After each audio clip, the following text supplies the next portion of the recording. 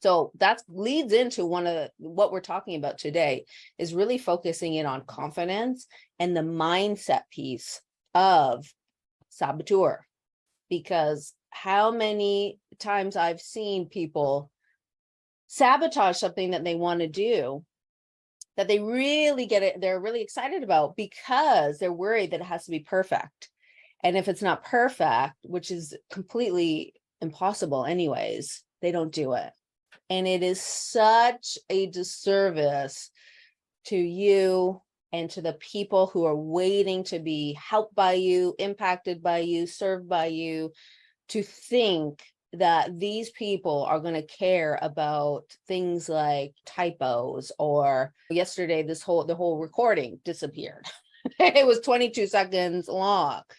Things like that, letting them go and realizing that it's not about those things at all. It's about the message and the impact that you're providing, or the creation or the service that you're giving. And your people, the people who are actually going to buy from you and want to be in your space, want to be a part of your whatever you're offering, aren't going to give a flying whatever about any of those little things, as long as you're providing them with you, right? The best that can come forth. And even if it's not always the best, because we're human and we have days, that's okay. But you know what I'm talking about.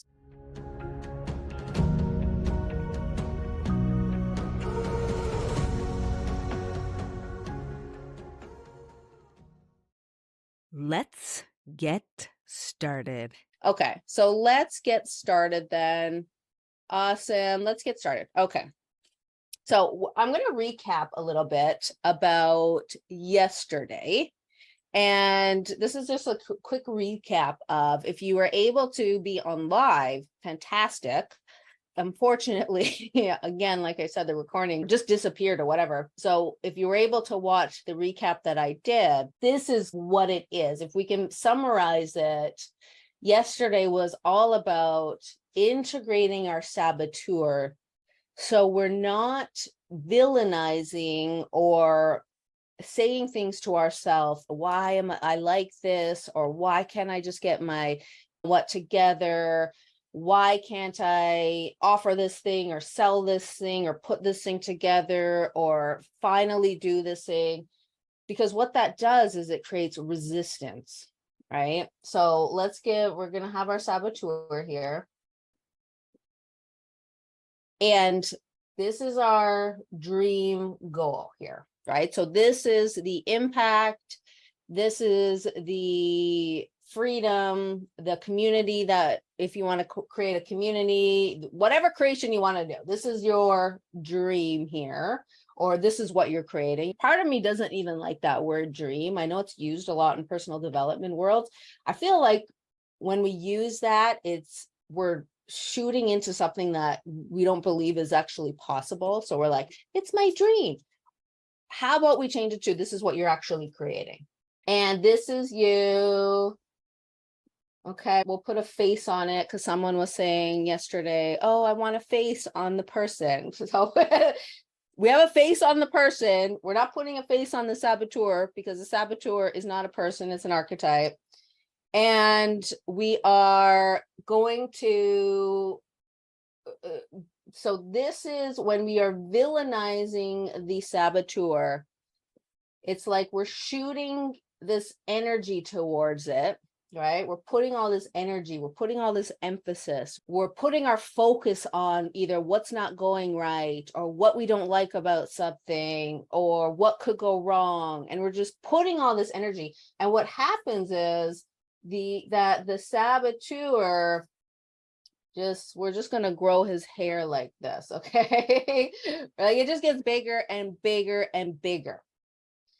This creates more of a problem. So when I was talking about yesterday, the reason why I have developed the expansion method, which from years and years of working with people with self-sabotage, working with my own sabotage, even previous to being a coach, working in the school board as a counselor with at-risk youth, for kids and youth who are sabotaging their lives, This is the problem, because we're villainizing all these things that we don't like or that we think we're doing wrong. And all it's doing is growing this sabotage monster. And it's create, even when you do the productivity app or you figure out something that's working to help, you go right back in, right? Because we're not actually doing anything to shift that resistance. It's like a temporary shift to the resistance, if that makes sense. So what we want to do is, this is our person here. We're integrating the saboteur, right? We're holding hands. No one said I was an illustrator, okay? And we're walking towards what we are creating together. And what that takes is moving from being critical of all the things that we are not liking to integrating it. We just get curious. We're curious. Why is this the way it is? Why, when I'm trying to do something, I keep going back to square one? Why, when, here's a perfect one that a lot of people can relate to, has to do with if they've ever gone on a health journey, right? And they've gone on a health journey and they're making progress. And then they're like, yes. And then suddenly 6 months later, they're back to square one, right? This happens all the time because we're not actually getting to the root. So we're not going to go into the same stuff today, but just noting that this is what day 2 was, and it's critical for this expansion method to all the pieces, right, go together. And this is what I'm really want to get across to you if you're watching this, and you're here obviously for a reason to understand, is not to skip over. Because when individuals, for other programs and even other programs that I run, or even with my private clients, it's fine. Like, you don't have to go through every single thing and do every single thing, because it's a very intuitive way. But with this framework specifically, if we skip over parts, this is where I've seen people get tripped up. This is where I see that progress, right, that we want to make, which is, this is our safety line. We want to be shooting up here. When we skip the steps, we just end up here, or we come back here. Okay. So if you haven't watched day 2, you can still watch the replay. The replay is posted in the Facebook group, or it was sent out through email. Even if you haven't opened the email yet, if you're in this community, you would have gotten the email. Okay. So let me know if there's any questions on that. And then we're going to move into today's part of the framework. And I have notes literally all over my, when I was about an hour before I do any of these calls, I really sit down, get into a quiet space. I ask my guides to come in, and I ask them to bring forth if there's anything that's needed to be shared or is going to be beneficial.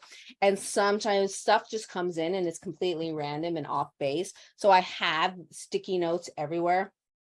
And I'm going to try to make sure that everything gets covered, but it's a little chaotic here. So give me a second. So the third part of the expansion method is healing. Okay. Healing and releasing. Now, this is obviously a more in-depth part of the framework and can consist of many different pieces.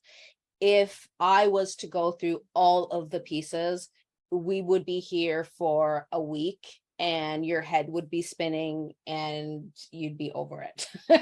So I can't go through all the pieces of the part of healing, but I am going to go through one of the most important, critical parts of anyone shifting from where they are to where they want to go, where they are going, right? It's critical. If you've been a private client of mine, you probably already know what I'm going to say, because this is the one I really drill in with my private clients of this is something you're going to learn, and it's something you do for the rest of your life. Because as human beings, if we don't tend to this part, it's like having a garden, and one summer, we decide we're going to go on a gardening phase, and we buy all these plants and we buy all these lovely flowers, and we're going in the garden and we're soiling and we're planting. And I'm not a gardener, so if you're a gardener, don't judge me on my lack of knowledge here, but we're building this beautiful garden, and then all summer we're watering it and tending to it, and it's blooming and it's gorgeous. And then the next year, we don't tend to it like that. And it starts getting some weeds, and maybe some flowers are dying off. And then if we don't tend to it the next year, I live in Canada. We have a garden only in specific times. We don't tend to it.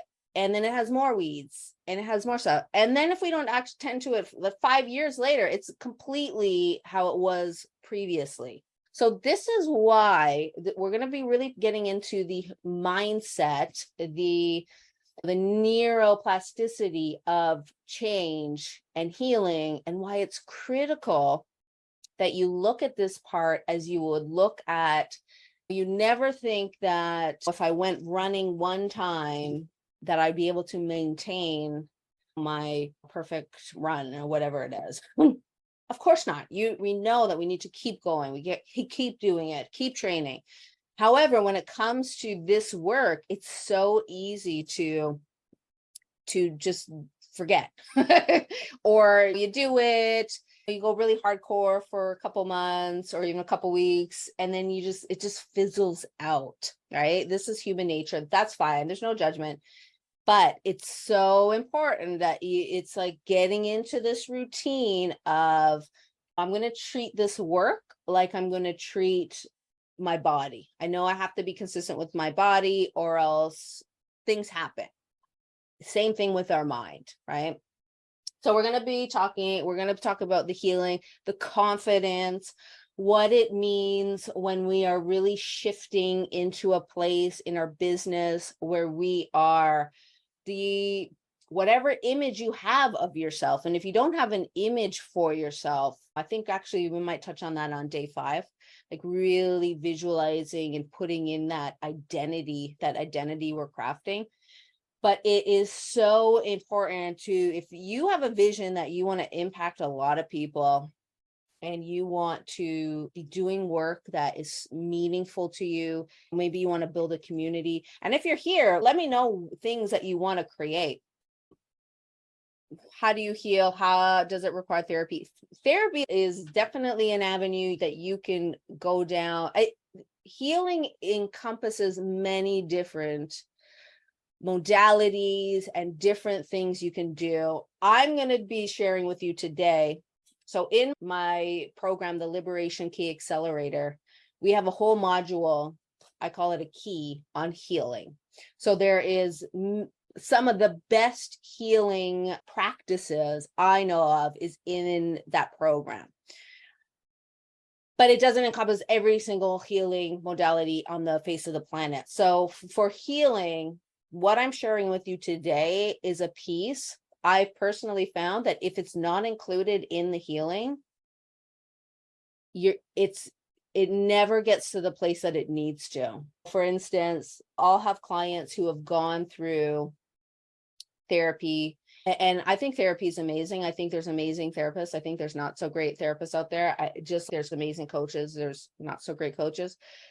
But when I have clients come to me and they've gone through a significant part of maybe a couple of years of therapy, and they come and they're still in this same loop, we always go to this part. I ask them questions if they've done work around this, and it's always no, which shows me that if we're not addressing this, it never gets to the place that it needs to, because we have neural pathways in our brain. And these things are built on habit. They will fire off all the time, if we do not address it, if we do not cultivate an awareness, if we do not take the steps to actually change these thought patterns in our brain, I'm just specifically talking about like the mental body here, they will just keep going and going. We can do these other things of healing, which, by the way, I'm not saying that this is the most important. There's so many layers of healing that can be beneficial. However, what I am saying is when we don't address the mental body, things just keep coming back. So I'll give you an example. I'll give you a story when my first coach introduced me and we did a practice. And if you're my private client, then you've done this practice because I've taken in with my private clients as well. When introduced me to the practice, and I don't remember if I was excited for it, if I was like, oh, I don't really want to do this. I can't remember. The only thing that I remember is driving in the car. She told me that my first assignment was to document everything that I say to myself. So I was documenting everything that I say to myself throughout the day. And I remember driving down, I was going to pick up my daughter from school, and I had my notebook beside me, and I was at the red light, and I was just glanced over at my notebook and everything that I was writing on it. And I was astonished of the things that I was saying to myself, the voice inside that was coming through and telling me things like, I'm not good enough, I can't do that, this is too hard, a voice of lack and limitation, a voice really mean, to be honest. And it was in that moment that I realized, oh my gosh, no wonder I'm having these challenges. This is what I'm saying to myself daily, right? Multiple times a day, every few minutes. Like every few minutes, I was writing these things down. And it wasn't because that's me at my core. That was these pathways that had been created throughout the years. And I had never gone in and questioned them of, is this what I really believe? Is this what's really true to me? Is this what I really know that I want to carry? Is this serving me? And one of the biggest points is, and this is actually what one of the guides brought in before this call, was acknowledging, like really looking at for yourself. Because for me, it was when I looked at where I was and I looked at the people I was hanging out with and I looked at the groups I was in, we all talk like that. That was just who we were, right? If you ever have Facebook memories from 15, 20 years ago and you cringe, I have been, whoa, I can't believe I was thinking that, or I can't believe I was in that headspace at the time, sending love to ourselves. But sometimes it's, whoa, you're just in this like spot, right? Going back to that baseline, right? That zone. You just stay in here until you really start taking a look and becoming aware of, oh, this is a choice. This isn't you, right? Like you are this multidimensional being. You have so many aspects from this lifetime, other lifetimes. You're this huge energy, right, at its core. And so many of us just stay in this like spot here, right? We just stay in the same. And a big part of that is looking at the people that you're surrounding yourself with. Are they serving you and where you want to go? Or have they been a part of where you've been, which is great, but they may not be aligned with where you're going? And I'm not saying to cut people off that you don't want to cut off, but it's saying be aware that many, especially highly sensitive individuals, coaches, healers, creatives, can be quite impacted by other people's views of the world, their views of what they view as possible, their views on what they think is right or not right. And it's up to us to question, is that something that I want to be continually absorbing? right? Not that we don't have control and we're victims of anyone or anything like that, but it can be very powerful, right? When everyone you're surrounded with has the same narrative, and that narrative is not actually where you want to go. This is why they say, if you want to get to a certain level, or you want to increase something in your business, go find those people who are already there.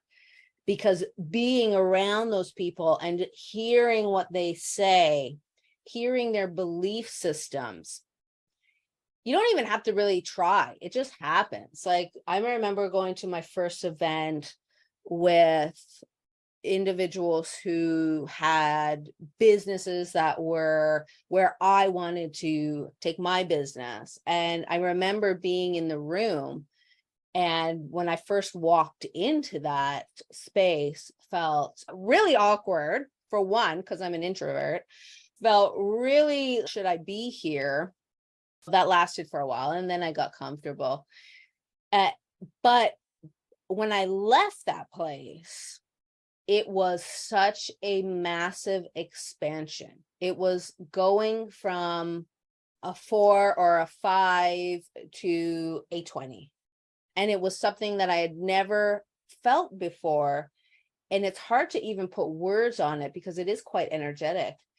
But when you surround yourself with people who are doing the things that you aspire to do, it automatically shifts you into that mindset of, oh, now I believe that this is possible.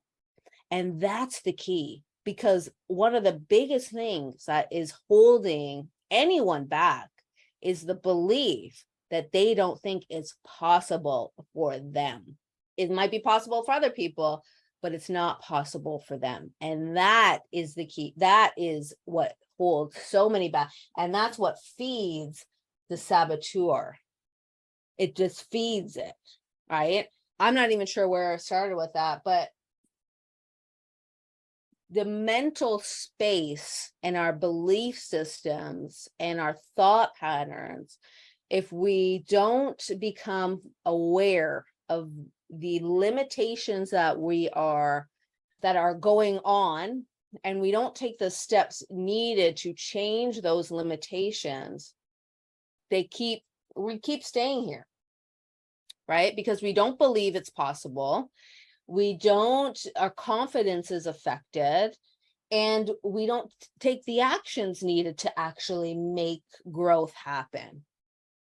And the one of the biggest components of that, which is the delusion I talked about on day one, is our saboteur convinces us that it's right, that we are making the right decision staying where we are, or not taking action, or not doing the things that are going to help us grow. It gives us a false sense of positive payoff, right? So I'll give you an example. When I was invited to that business group, and everyone there was much more steps ahead than I was at that time. And if I would have said no, and believe me, that went through my head at one point. Oh, maybe I just won't. No, I'm not going to turn down a great opportunity like that. But if I had turned down that opportunity, what I would have done is convince myself that I made the right decision. The saboteur would have come in and been like, oh yeah, at least like the right decision, because you would have looked silly. Maybe you would have had a conversation. It would have been so awkward. You would have gotten uncomfortable, and then you would have felt really bad about yourself, and you would have whatever. And then you're like, yeah, I made the right decision. When your soul and your spirit is like, here we go again. Not that our soul or spirit ever judges us, but we will convince ourselves that we're making the right decision. People do this with finances all the time, right? These are with investments all the time. I've done it. I'm sure you've done it. Everybody does it. So if we have an opportunity to make an investment and it's out of our comfort zone, it's really a stretch. So we feel that, oh my God, can I even afford this? Is this going to work? What if I invest and I don't do anything? Whatever it is, when there's a part of us that knows that we actually need this to get to the next step, right? We need this guidance, this mentorship, this whatever it is, whatever the thing is, right? And we don't do it, we will convince ourselves that we made the right decision, the responsible decision, right? I've done it. This is so common. And then we don't move forward. We stay. And what happens is it actually costs us far more than it would have if we just invest the money, right? It costs us time. It costs us energy. It costs us sanity. It costs us all the things that start stirring up when we look at, I'm still in the same place, or it seems like it's so easy for everyone else. Why is it so difficult for me? It's again, it's going back and really seeing things and questioning the delusion. Am I lost in these delusions? I got to see things for really what they are. Alex says it's like bouncing around in weight, never too high, but once you hit a low, you get comfortable and bounce back up. Bouncing around, oh, like in weight, yeah. Never too high, but once you hit a low, you get comfortable. Yeah, that's exactly right. So if you're looking at weight, so this is actually a really good example. So we have an identity for ourselves. And in that identity, how we see ourselves, we will always live up to that identity. Again, if we look at our line here, like this is our safety line, this is our baseline.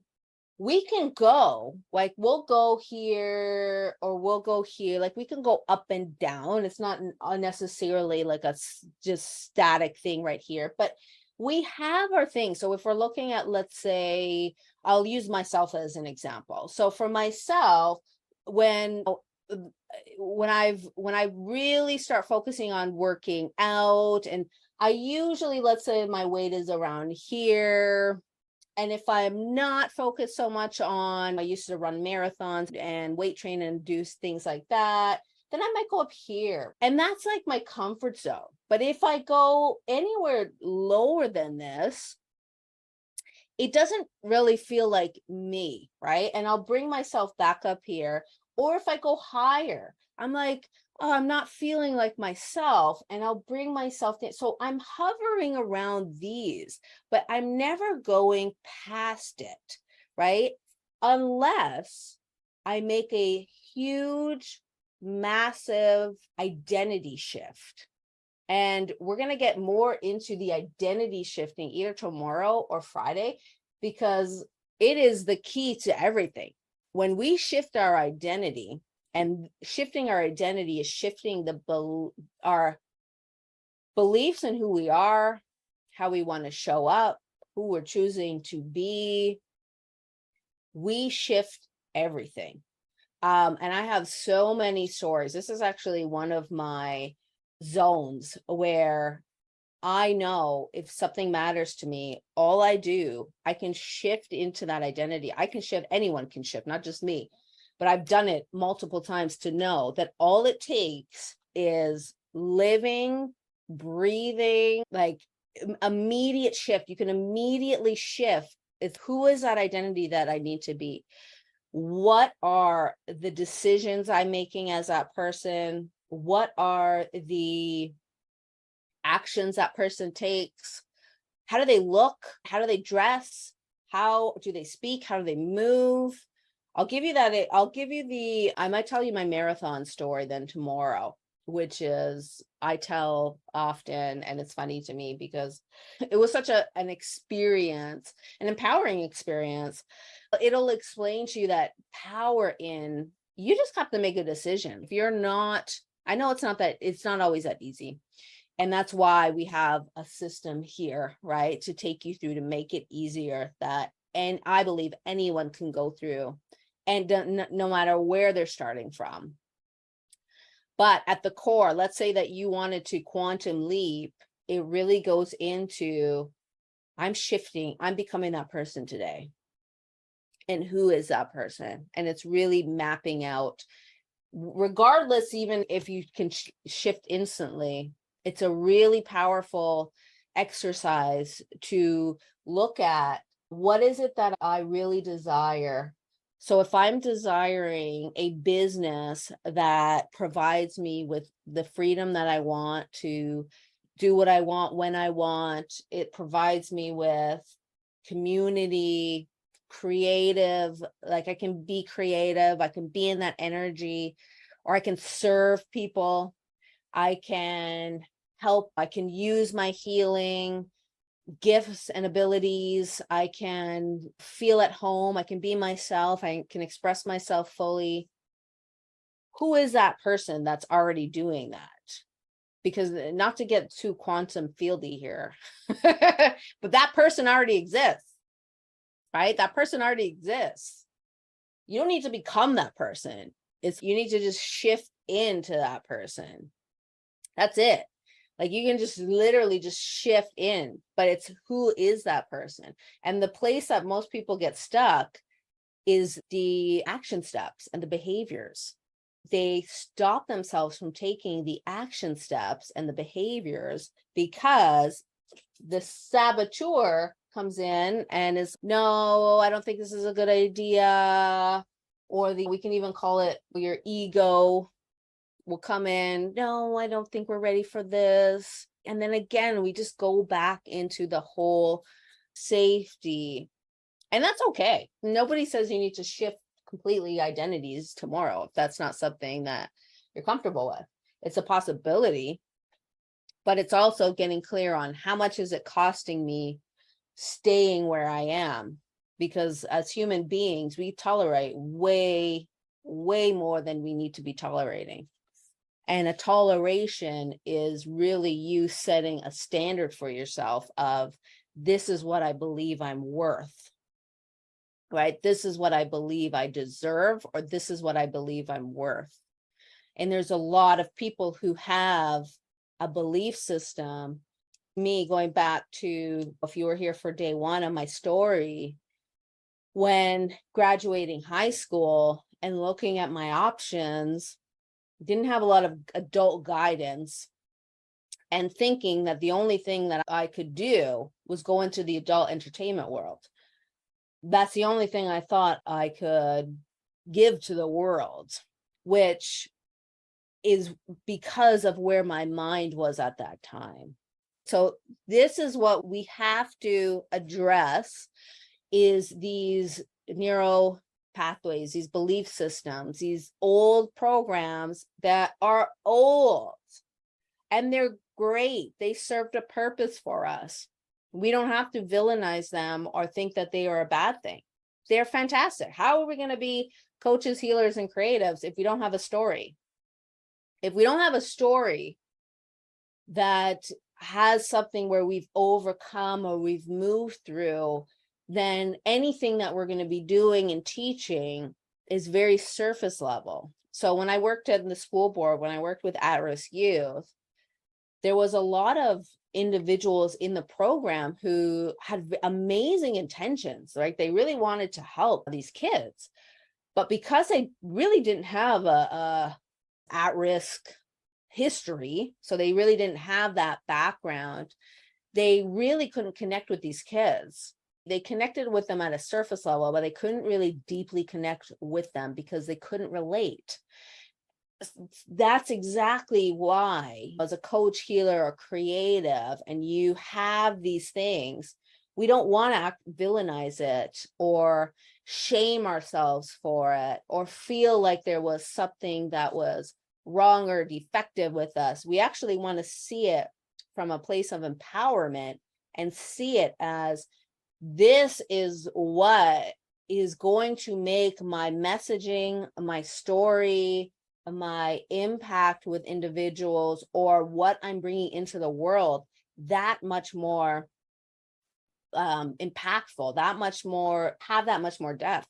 And if you can think of any of the people that you admire or that you look at that are inspiring, it's why, like, what inspires you about them? It's always something, right? It's part of their story, right? They're going to, I think this is Lisa Nichols talks about the valley, right? It starts somewhere, then we go down, And this is our story where we're like, okay, I'm my struggle.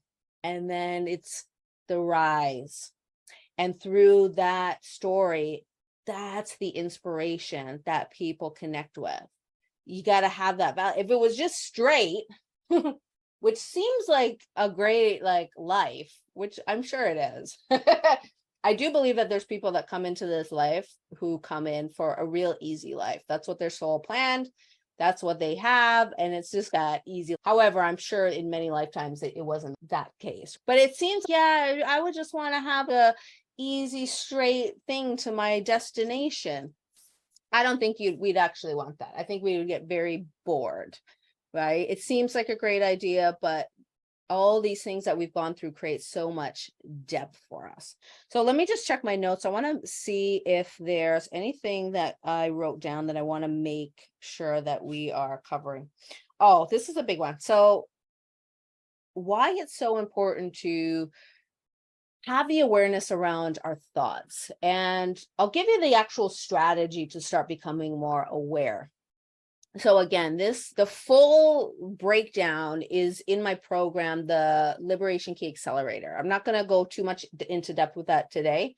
I will be talking more about it in the coming days, but I'm going to give you the first part because this one alone is going to bring you so much awareness and clarity. So if this is work that you really want to do, I suggest that either on your phone, in a notepad, or if you're old school like me and you just want to write it out as a notepad, in a notepad, carry around that. And for 1 week, and I know it seems long, but for 1 week, and if you're like, I'm not doing a week, do it for a day and write out whatever. If you're having a moment where you're either feeling stressed or you're feeling down, or you're feeling, you open up your work or you're going to do work and you don't feel great about it, you don't feel excited about it, that's when I want you to actually document. Sit for a second, get centered, tune in, and ask, what am I saying to myself right now? What is the belief there? You might hear, I don't believe this is going to work. I don't believe anyone is going to want this. I think this is too hard for me. I don't think if I do this and nobody signs up, I'm going to be embarrassed. All these things, these thoughts, we want to understand them. We want to know what they are, and then we want to challenge them. Because again, these thoughts that are happening, right? These like gazillions of thoughts, these pathways that are happening all the time that are telling you lack and limitation and things that aren't serving you, they're not real.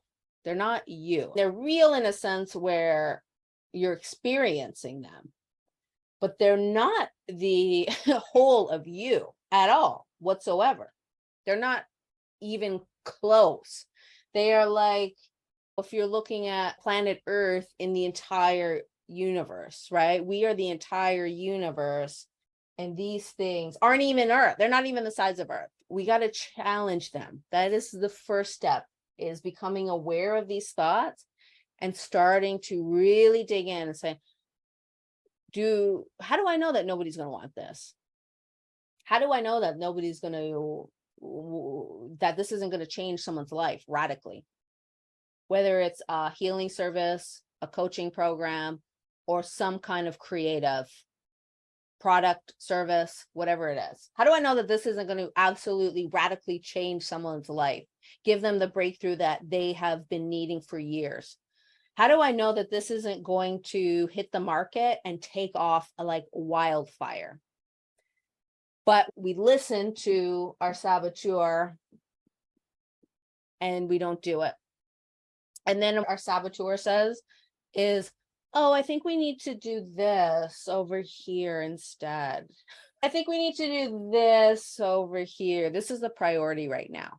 And it will convince us of all these priorities that are mandatory that we need to do, which are not mandatory. This is the busy work, right? If I work with a private client and we do an audit of what they're doing, I can tell in about 5 seconds all the things that they're doing that are completely not connected to where they want to go. They are not, I don't want to say anything's a waste of time, because I don't believe anything is a waste of time. I think we learn from everything. But your saboteur is going to have you doing a whole bunch of everything that has nothing to do with where you actually want to go. Nothing to do with this, until we understand and start challenging those initial thoughts of, who says that nobody's going to want this? Who says that this won't make any money? Who says that I'm not ready? Who says that I'm not good enough?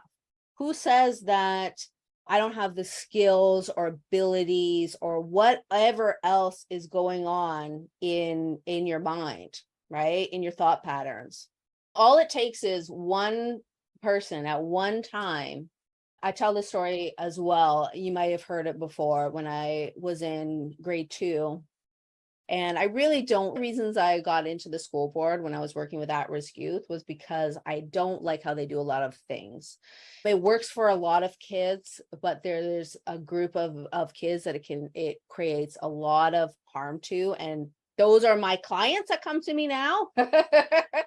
And we had dodgeball class, and it was a whole team picking thing, right? And of course, one of my skills was not dodgeball. Let's just say it was not dodgeball. It wasn't really sports, team sports, but I was picked last for the team. And at that time, as a child, I internalized that as, I'm not good enough.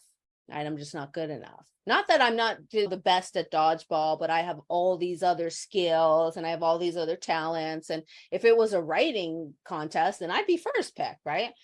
No, I just internalized it as I wasn't enough. As many children, because this is how we develop, internalize these things. All it takes is one experience, one comment, and suddenly we're telling ourselves the same thing our entire life. And we're now adults in careers or businesses, and we're still telling the same story of, I'm not enough. I'm not good enough. I was picked last. I must not be wanted. And if we don't go in and really start diligently looking at, like we are weeding our garden, and continuously looking at our garden and pulling out these weeds so it doesn't get overgrown, and shade the beautiful flowers. That looks like a person. The beautiful flowers that are us and our abilities and our skills and what we are supposed to be blossoming or birthing into the world. Because again, like I said yesterday, you wouldn't have these gifts and abilities if you weren't meant to help people with them. The only reason that you have these gifts and abilities and are here on this planet, I shouldn't say the only reason, but a huge reason, is because there are people here that are waiting for you.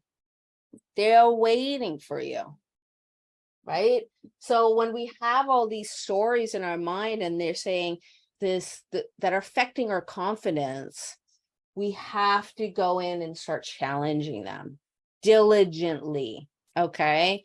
And then there's obviously other steps to the program, but I'm not going to overwhelm you with it, because every time I've gone through the whole steps, it's a 5-step system in a talk or a training, mostly for people that aren't coaches or healers. Instant glaze over because it's a lot of information to digest. But this is the first part. Okay, so let me see. Like speed bumps, not bad. More like bumps that catapult you into your proper path. Yes, catapult is a good word.